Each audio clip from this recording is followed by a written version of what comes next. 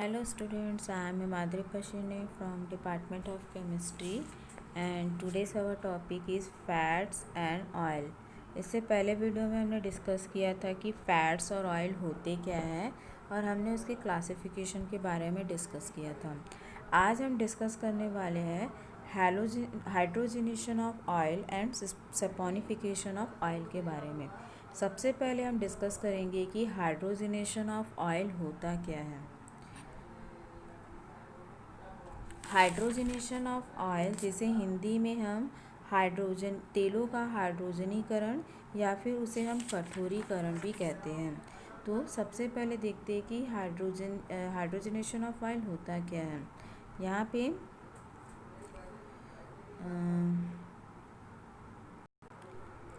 in the presence of finely divided nickel as a catalyst, unsaturated oils may be converted to saturated oils.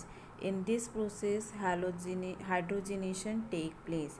Actually hydrogenation होता है क्या है, हम सभी जानते हैं कि जो ऑयल होता है वो किस फॉर्म में प्रेजेंट होता है, लिक्विड फॉर्म में प्रेजेंट होता है एट नॉर्मल रूम टेम्परेचर में, ठीक है।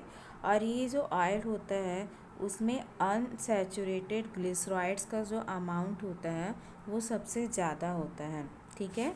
जब इन ऑयल्स को हायर प्रेशर पर हाइड्रोजन गैस के साथ, ठीक है, देखिए यहाँ पे ये हमारा क्या है, ये स्ट्रक्चर आप देख रहे हैं, ये स्ट्रक्चर जो है वो हमारा अनसैचुरेटेड फैट और ऑयल है, ठीक है। जहाँ पे आप देख सकते हैं single bond, double bond, single bond, double bond, single bond, alternate form में यहाँ पर प्रेजेंट है, ठीक है। जिसमें मैंने जैसा कि आपको बताया, ये जो ऑयल होते हैं इनमें अनसैचुरेटेड, ठीक है, अनसैचुरेटेड ग्लिसराइड्स का जो अमाउंट होता है वो सबसे ज़्यादा होता है। जब इन अनसैचुरेटेड ऑयल्स को, ठीक है, हायर प्रेशर पर, यहाँ पे डिनोट नहीं किया गया, मैं बता रही हूँ, अनसैचुरेटेड को जब यहाँ पे हायर प्रेशर पर, ठीक है, हायर प्रेशर पर हाइड्रोजन गैस के साथ निकल कैटलिस्ट के प्रेजेंस में रिएक्ट करवाया जाता है, ठीक है। ये हमारा अनसैचुरेटेड ऑयल है, इसमें हम हाइड्रोजन गैस पास कराएंगे किसके प्रेजेंस में, निकल कैटालिस्ट के प्रेजेंस में। तब क्या होता है, ये जो अनसैचुरेटेड ग्लिसराइड्स होते हैं, ठीक है, जो ये अनसैचुरेटेड ग्लिसराइड्स होते हैं, ये देखिए यहाँ पे किस में कन्वर्ट हो जाते हैं, सैचुरेटेड फैट और ऑयल में कन्वर्ट हो जाते हैं, ठीक है। और जब ये सैचुरेटेड फॉर्म में कन्वर्ट होते हैं तब इनमें एक प्रकार का थिकनेस आ जाता है, मीन्स गाढ़ापन आ जाता है, और वे जो होते हैं वो लिक्विड ना होके कैसे हो जाते हैं, सेमी सॉलिड फैट में कन्वर्ट हो जाते हैं, ठीक है। इस रिएक्शन में हाइड्रोजन के जो मॉलिक्यूल्स होते हैं वो ऑयल ग्लिसरॉइड के एसिड में प्रेजेंट पेयर बॉन्ड पर जुड़ जाता है, ठीक है। जो हम हाइड्रोजन गैस देख रहे हैं, आप प्रवाहित कर रहे हैं, ये हाइड्रोजन गैस क्या करता है, जो हमारे ऑयल के ग्लिसरॉइड्स होते हैं वहाँ के पेयर बॉन्ड में जाके अटैच्ड हो जाता है, और यही जो प्रोसेस होती है वो प्रोसेस कहलाती है हाइड्रोजनेशन ऑफ ऑयल्स। तो आपको समझ आ गया होगा कि हाइड्रोजनेशन ऑफ ऑयल क्या होता है, ऐसे ऑयल जिसमें अनसैचुरेटेड फैट्स को हम सैचुरेटेड फॉर्म में क्या करते हैं, कन्वर्ट करते हैं in the presence of hydrogen gas and nickel catalyst, ठीक है। देन नेक्स्ट आता है, देखिए यहाँ पे in saturated fat the fatty acid chain has cis configuration about double bond, so compact packing of triacyl glycerol molecule is not possible. This is the reason for lower melting point of unsaturated bar and fat remain as oil, ठीक है। आप यहाँ पे देख सकते हैं, यहाँ पे क्या बता रहा है, ये जो हमारा ट्राइग्लिसरॉल है, ये क्या है, यहाँ पे ट्राई एसाइल ग्लिसरॉल मॉलिक्यूल है, ठीक है, जिसमें सिस कॉन्फ़िगरेशन होने के कारण इसकी आप देख सकते हैं पैकिंग ठीक से नहीं हो पाती है, देखिए यहाँ पे ये एक स्ट्रेट जा रही है, ये स्ट्रेट, ये आपस में अच्छे से पैक्ड हो रहा है, लेकिन तीसरा molecule double bond single bond alternate form में प्रेजेंट होने के कारण किस तरीके से जा रहा है, दूसरे डायरेक्शन में जा रहा है, इसके कारण ये अच्छे से पैक नहीं हो पाते हैं। Then on hydrogenation the unsaturated part become saturated. जैसा कि मैंने बताया, जो हमारा अनसैचुरेटेड है वो किस में कन्वर्ट हो जाता है, सैचुरेटेड पार्ट में कन्वर्ट हो जाता है। And now compact packing become possible. अब यहाँ आप स्ट्रक्चर में देखिए, यहाँ पे ये पैकिंग ठीक से नहीं हो पा रही थी, ठीक है, आप देख रहे हैं यहाँ पे पैकिंग हमारी ठीक से नहीं हो पा रही थी, दो मॉलिक्यूल पैक हो रहे थे लेकिन तीसरा मॉलिक्यूल पैक नहीं हो पाता। लेकिन जब ये अनसैचुरेटेड से सब सैचुरेटेड में कन्वर्ट हुआ, तब देखिए यहाँ पे ये कितनी अच्छी तरीके से एक दूसरे में पैक हो रहा है, ठीक है। तो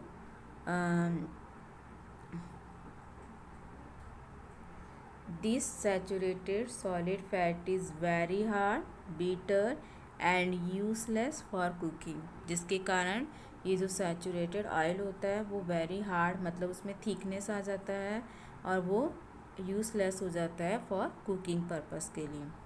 for cooking purpose we need semi solid and soft fat, आप सभी को पता है ये चीज़।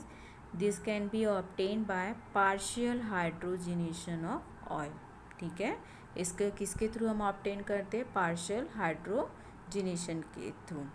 There are advantages as well as disadvantages of partial hydrogenated oil. The advantage is that the rancidity of oil stop and life of fat increases. Rancidity is also auto-oxidation of oil on exposure to air. The disadvantage is that the unreacted double bond tend to isomerize in the presence of catalysts. In this way, very harmful trans-polysaturated fat are formed. These trans fat are associated with an increased risk of cardiovascular disease. अब आपको बताया जा रहा है कि जो हमारा partial hydrogenation of oil होता है, इसका एडवांटेज क्या है। इसका एडवांटेज ये है कि जब उसकी ऑयल की जब रेंसिडिटी स्टॉप हो जाती है तो फैट की लाइफ क्या हो जाती है, वहाँ पे इंक्रीज हो जाती है। ये इसका बहुत बड़ा एडवांटेज। लेकिन एडवांटेज होने के साथ साथ इसका डिसएडवांटेज भी ये है कि rancidity is also auto oxidation है, ठीक है, मतलब ये सेल्फ ऑक्सीडाइज्ड होते हैं in the presence of air या जब हम या फिर हम इसे एयर में एक्सपोज करते हैं, ठीक है। अब डिसएडवांटेज क्या बता रहा है कि जो डबल बॉन्ड होते हैं, ठीक है, वो डबल बॉन्ड क्या करते हैं, कैटालिस्ट के प्रेजेंस में अनरिएक्टेड होते हैं, मतलब रिएक्ट नहीं करते हैं, ठीक है। और ये जो होता है वो ट्रांस पॉलीसैचुरेटेड फैट का फॉर्मेशन करता है, जो कि एक हार्मफुल होता है फॉर कार्डियोवास्कुलर डिसीजेस के लिए। तो यहाँ तक आपको समझ आ गया होगा कि हाइड्रोजनेशन ऑफ ऑयल होता क्या है। Then the next topic is saponification of oil, ठीक है। सैपोनिफिकेशन ऑयल, जिसे हम हिंदी में साबुनीकरण कहते हैं, ठीक है, तेल का साबुनीकरण। तो सैपोनिफिकेशन ऑफ ऑयल होता क्या है। सबसे पहली चीज़ अल्कलाइन हाइड्रोलिसिस,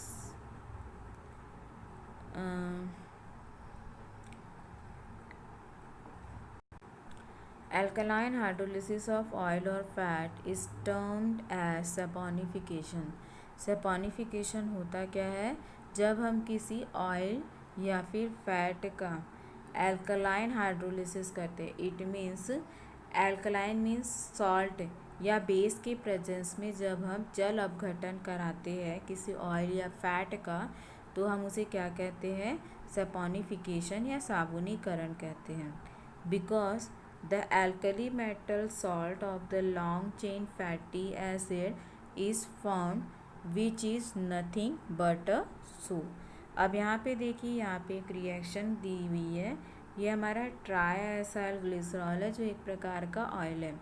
जब हम इसका saponification salt means sodium hydroxide के प्रेजेंस में करवाते हैं, तब यहाँ पे क्या होता है, जितने भी हमारे एल्किल ग्रुप होते हैं वो क्या होते हैं, डिसोशिएट हो जाते हैं और वहाँ पर आके हमारा हाइड्रोक्सिल ग्रुप अटैच्ड हो जाता है।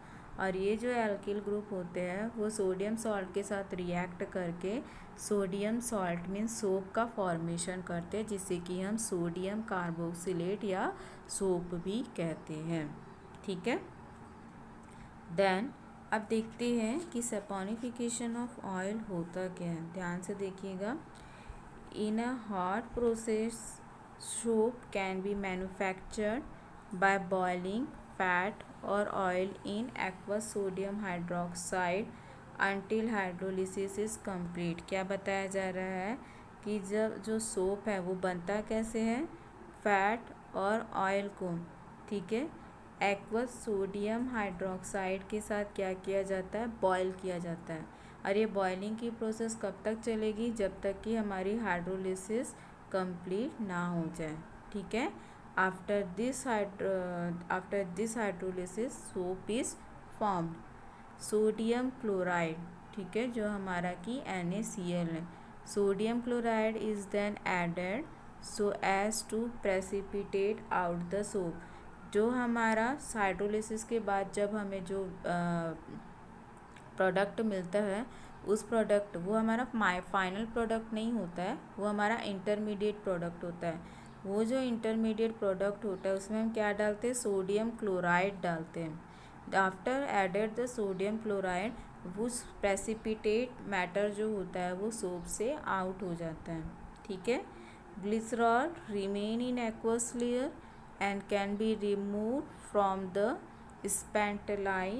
Purification of soap is done by repeated precipitation. अब ये जो प्रोसेस होती है वो कंटिन्यू चलते रहती है जब तक कि प्रेसिपिटेशन कम्प्लीटली रिमूव ना हो जाए। ठीक है। तो ये था सोप मैन्युफैक्चर का मेथड। नेक्स्ट मेथड क्या है, toilet soap. Toilet soap are prepared by adding perfume etcetera while washing soap by adding sand means sodium silicate, sodium carbonate and other fillers। ठीक है। देन अब यहाँ पे एक वर्ड यूज़ होने वाला है मिशेल। मिशेल्स होता क्या है, तो सबसे पहले हम देखते हैं यहाँ पे मिशेल्स की क्या डेफिनेशन दी गई है। Soap is miscible with water. आप जानते हैं सोप पानी में इजीली डिज़ोल्व हो जाता है। ठीक है। And it form micelle in aqua solution. जब सोप पानी में घुलता है तो after soap is soluble in water, तो एक मिसेल्स का फॉर्मेशन होता है। ठीक है, किसमें, उस एक्वस सॉल्यूशन में। अब ये मिशेल क्या होता है, micelle are spherical cluster of carboxylate anion that are disperse throughout the aqueous phase. Micelle जो होता है वो एक कार्बोक्सिलेट एनायन का क्लस्टर होता है जो स्फेरिकल शेप में होता है। ठीक है, जो कि एक्वस फेस में क्या रहता है, डिस्पर्स्ड रहता है। This negatively charge carboxylate ion are packed together. The negatively charge carboxylate ions are packed together at surface and nonpolar long hydrocarbon chain on inner side. या अब यहाँ पे मैं आपको डायग्राम के थ्रू समझाती हूँ। The sodium ion are scattered throughout the aqueous phase. A portion of soap micelle is show in figure में देखिए आपको और अच्छे। यहाँ पे एक टर्म आपको ध्यान रखना है, यहाँ पे क्या लिखा हुआ है, the negatively charge carboxylate ion are packed together and at the surface. जो हमारा निगेटिवली चार्ज जो आयन होते हैं वो सरफेस की बाहर, मतलब मिसाइल के बाहर, मतलब सरफेस पे होंगे। और जो हमारा non polar long chain hydrocarbon होगा वो कहाँ होगा, इनर साइड में होगा। चलिए इसे देखते हैं। ये देखिए, ये है हमारा, ये देख रहे एक कंटेनर है जिसमें वाटर है।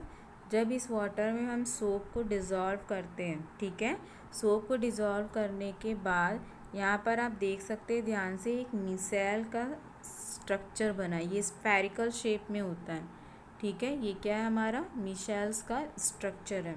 अब इस स्ट्रक्चर में देखिए, यहाँ पे इसको एक मिशेल के स्ट्रक्चर के यहाँ पे बताया गया है।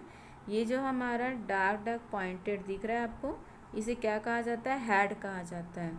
ये जो हेड होता है वो निगेटिवली चार्ज होता है। कौन सा निगेटिवली चार्ज होता है? ये COO- चार्ज, ठीक है।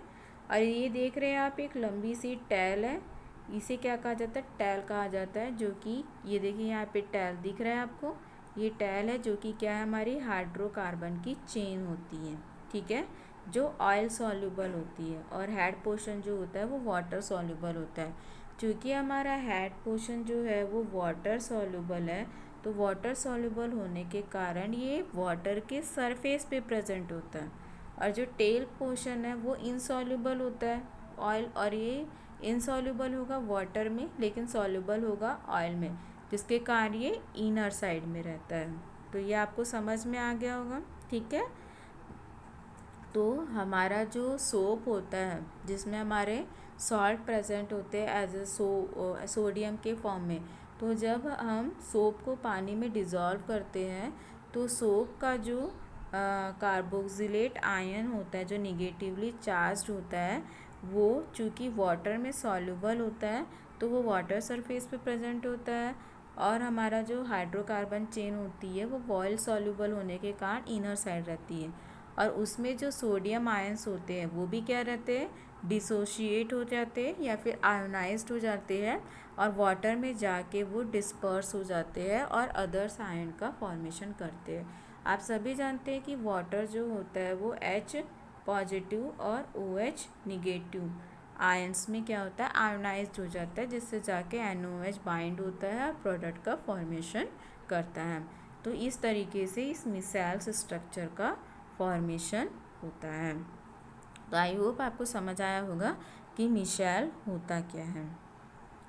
Then cleansing action of soap. अब देखते हैं कि क्लिनजिंग एक्शन ऑफ सोप मतलब कि क्लीन कैसे किया जाता है। तो देखिए यहाँ पर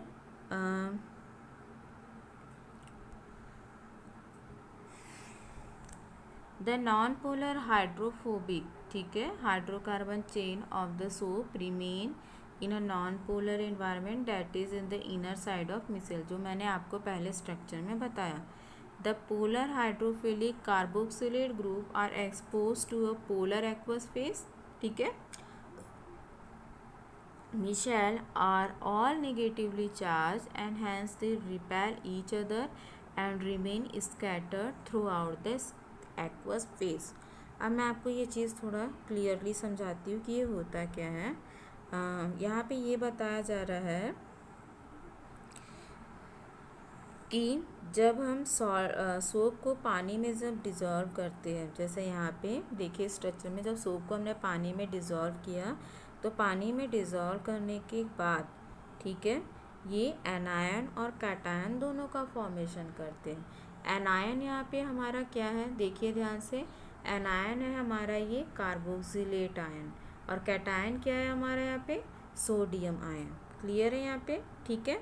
अब इसके बाद क्या बताया जा रहा है कि जो हमारा कैटायन होता है, इट मीन्स जो हमारा सोडियम आयन होता है, जब वाटर में डिज़ोल्व होके आयोनाइज्ड हो जाता है, ठीक है, और आयोनाइज के फॉर्म में वाटर में क्या हो जाता है? वो स्प्रेड हो जाता है, मतलब पानी में चारों दिशाओं में वो क्या हो जाएगा? फैल जाएगा, स्प्रेड हो जाएगा।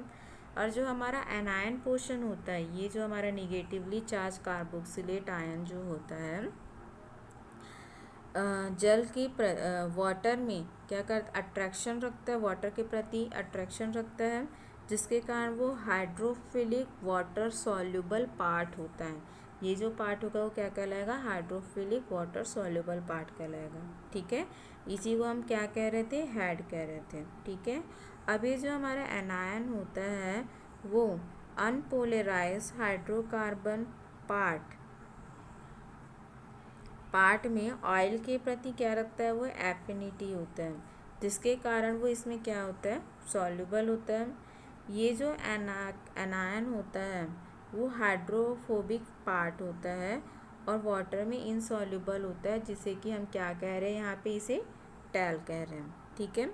अब यहाँ पे क्या बताया जा रहा है कि जब डस्ट पार्टिकल्स कि या फिर चिकनाई या फैट या ऑयल या फिर जो ग्रीस होता है, जब हम कपड़ों में जब ये सारी डस्ट पार्टिकल्स ऑयल या ग्रीस लग जाता है या चिपक जाते हैं, तो जब हम उन क्लॉथ में या कपड़ों में जब हम साबुन के कपड़ों को जब हम साबुन के पानी में जब हम डुबाते हैं, जैसे कि हम नॉर्मली क्या करते हैं, कपड़े जब हमें धोना रहता है तो पानी लेते हैं, उसमें हम डिटर्जेंट या सोप को डिज़ोल्व करते हैं, उसमें हम कपड़ों को डिप करके थोड़े टाइम के लिए छोड़ देते हैं।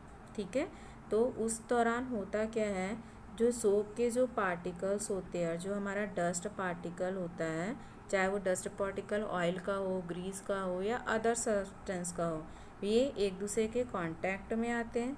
ठीक है, कांटेक्ट में आने के कारण हमारे साबुन का या सोप का जो अनपोलराइज्ड पार्ट होता है, इट मीन्स ये जो टैल पोर्शन होता है, ठीक है, जो वाटर में सॉल्युबल नहीं है, ये टैल पोर्शन जो कपड़े में जो तेल रहता है, ठीक है, कपड़े में जो तेल प्रेजेंट होता है वो उससे जाके डिज़ोल्व हो जाता है, क्योंकि आपको पहले ही बताया गया है कि ये टैल पोर्शन क्या होता है, ऑयल सॉल्युबल होता है, ना कि वाटर सॉल्युबल। तो ऑब्वियसली सी बात है, ऑयल है तो उसके साथ क्या करेगा, कपड़े में प्रेजेंट ऑयल के साथ वो क्या हो जाएगा, मिल जाएगा।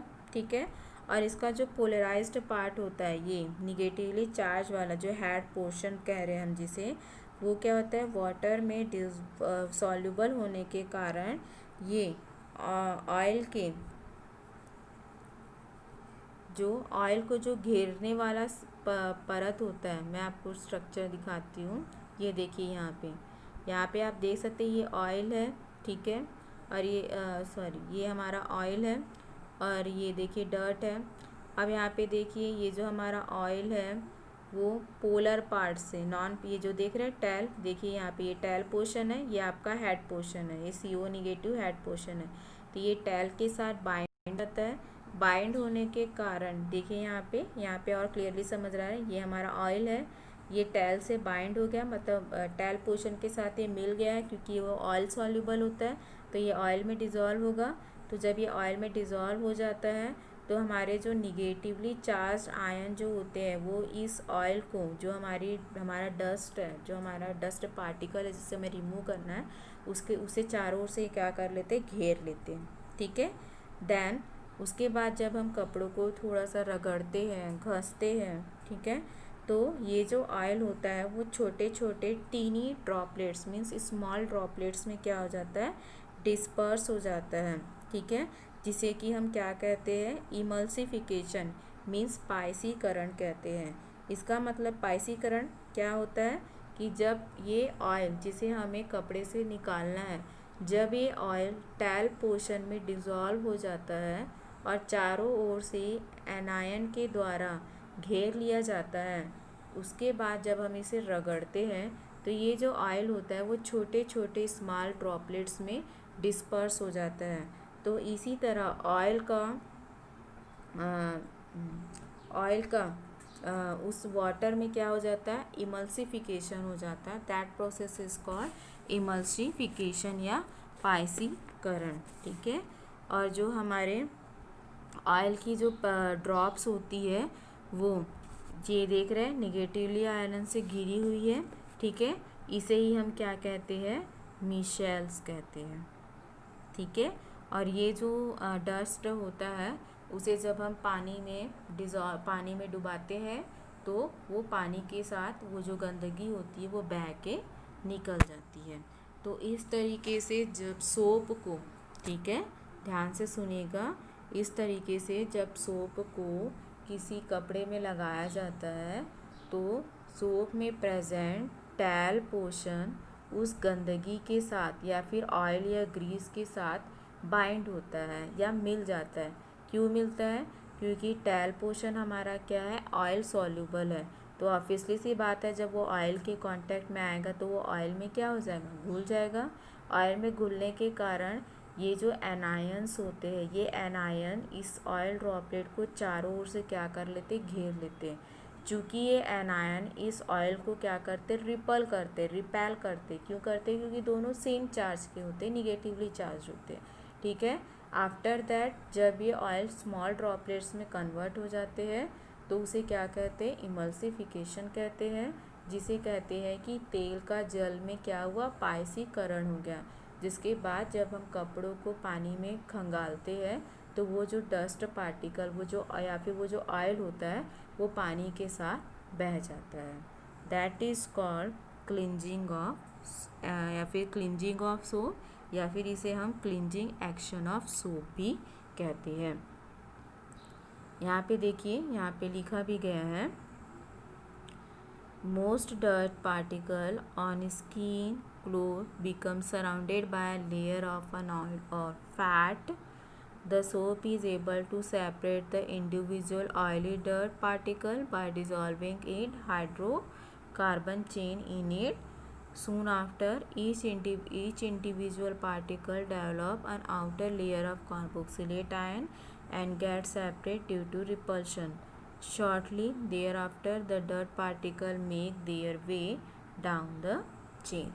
जो चीज़ यहाँ लिखी है वही चीज़ मैंने आपको यहाँ पर डायग्राम के थ्रू एक्सप्लेन किया है। तो ये था हमारा सैपोनिफिकेशन ऑफ ऑयल। अब नेक्स्ट आता है सैपोनिफिकेशन वैल्यू। ठीक है, सैपोनिफिकेशन वैल्यू होती क्या है, इसे हम हिंदी में बोलते हैं साबुनीकरण मान। सैपोनिफिकेशन वैल्यू देखिए यहाँ पे क्या लिखा हुआ है, the saponification of value of an oil और fat is the number of milligram of potassium hydroxide required to neutralise the acid resulting from the complete hydrolysis of 1 gram of oil और fat. इसका मतलब ये हुआ कि potassium hydroxide के milligram में वह मात्रा होती है जो 1 ग्राम फैट या ऑयल का सैपोनिफिकेशन करने के लिए आवश्यक होती है। सैपोनिफिकेशन जो कि हमने पहले पढ़ा, सैपोनिफिकेशन ऑफ ऑयल, तो जब हम किसी फैट या ऑयल का सैपोनिफिकेशन करते हैं तो उसके लिए रिक्वायर्ड जो अमाउंट होता है that is called saponification value. We know that oil and fat is glyceride of higher fatty acid, जैसे कि मैंने आपको पहले वीडियो में भी बताया है, and therefore generate fatty acid on hydrolysis. देखिए यहाँ पे रिएक्शन दी गई है, ये हमारा ऑयल और फैट है, जब इसे पोटेशियम हाइड्रोक्साइड के साथ ट्रीट कराया जाता है तब ये क्या हो जाता है, अलग अलग एसिड्स में सेपरेट हो जाता है। Glycerol first acid, second acid and third acid, that is called saponification of oil. और जो रिक्वायर्ड अमाउंट होता है for saponification that is called saponification value. यहाँ पे एक मेथड और कैलकुलेशन दी गई है, देखिए एग्जांपल के थ्रू समझाने की कोशिश की गई है सैपोनिफिकेशन वैल्यू को। यहाँ पे क्या लिखा है, take W gram of sample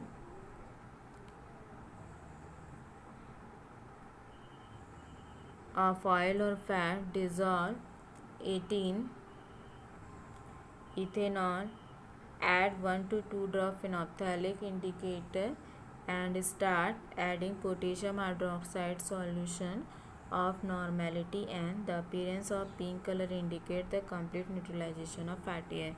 यहाँ पे क्या बताया जा रहा है, जो हमारा फैट या फिर जो हमारा ऑयल होगा, ठीक है, उसे हम इथेनॉल में डिज़ोल्व करेंगे और उसमें 1 से 2 ड्रॉप फिनोल्फ्थालिक इंडिकेटर की डालेंगे और उसका हम टाइट्रेशन किसके साथ कराएंगे, पोटेशियम हाइड्रोक्साइड के साथ। ये टाइट्रेशन तब तक चलता रहेगा जब तक कि पिंक कलर अपीयर ना हो जाए। जब पिंक कलर अपीयर होगा दैट मीन्स कि फैटी एसिड का हमारा न्यूट्रलाइजेशन क्या है, कंप्लीट हो चुका है। तो उसके लिए यहाँ पे एक न्यूमेरिक एक सॉल्यूशन दिया गया है, let the volume of potassium hydroxide required be V, then milli equivalent of potassium hydroxide required and V, क्योंकि हमें नॉर्मेलिटी का बनाना है, चूँकि milligram of KOH is equal to NV into 56 इसका मॉलिक्यूलर मास है। Saponification of value 56 NV upon W, sorry equivalent weight है 56 NV upon W। तो ये फार्मूला यूज़ करके हम क्या कर सकते हैं, सैपोनिफिक वैल्यू को कैलकुलेट कर सकते हैं। देन आता है एसिड वैल्यू। अब एसिड वैल्यू क्या होती है, acid value is defined as the milligram of KOH required to neutralise free acid in 1 gram of sample of oil और फैट। जो हमारा सैंपल में प्रेजेंट एसिड होता है, फ्री एसिड होता है, उसे न्यूट्रलाइज करने के लिए जितनी KOH की रिक्वायर्ड होती है that is called acid value. We know that every oil or fat is not a perfectly neutral substance. ये हम सभी जानते हैं. And always contains some fatty acid in free state, maybe due to hydrolysis taking place in nature. Then next आता है हमारा iodine value. अब iodine value क्या होता है? Iodine value is defined as the number of gram of iodine that combined with 100 gram of oil or fat. Actually, this gives degree of unsaturation of the acid in the substance because 1 mole of iodine is absorbed per mole of double bond is an unsaturated oil. Iodine value होता क्या है? Iodine की ग्राम में वह संख्या होती है जो 100 ग्राम फैट या तेल द्वारा क्या कर लिया जाए? एब्जॉर्ब कर लिया जाए. किसे एब्जॉर्ब कर लिया जाए? आयोडीन को एब्जॉर्ब कर लिया जाए. उसके लिए आयोडीन वैल्यू डिटरमाइन करने के लिए एक मेथड है जिसे कि हम हुबल मेथड कहते हैं. अब ये हुबल मेथड होती क्या है? हुबल मेथड में देखिए, take W gram sample of an oil and dissolve it in carbon tetrachloride. हम क्या करेंगे? हमारा ऑयल का सैंपल लेंगे और उसे हम किस में डिजॉल्व करेंगे? कार्बन टेट्राक्लोराइड में डिज़ोल्व करेंगे और उसमें हम आयोडीन सॉल्यूशन डालेंगे. ठीक है, वो आयोडीन सॉल्यूशन जिसमें मर्क्यूरी क्लोराइड भी प्रेजेंट होगा विथ एथेनॉल. फिर हम इस आयोडीन सॉल्यूशन का टाइट्रेशन कराएंगे hypo solution. Hypo solution means sodium hypochloride के साथ हम इसका क्या कराएंगे? टाइट्रेशन कराएंगे. ठीक है, और उसके लिए यहाँ पे एक कैलकुलेशन दिया गया, आप देख सकते हैं. Let the iodine solution taken is equal to V1 ml. फिर hypo solution required to react with excess of iodine solution is equal to V2 ml. उसके बाद milli equivalent of excess iodine is equal to N2V2 और milli equivalent of iodine taken N1V1. दोनों value को हम put up करेंगे तो जो हमारा ग्राम आयोडीन एब्जॉर्ब्ड है उसको हम कैलकुलेट करके आयोडीन की वैल्यू को क्या कर सकते हैं? हम कैलकुलेट कर सकते हैं. तो ये था हमारा hydrogenation of oil and saponification of oil. Thank you.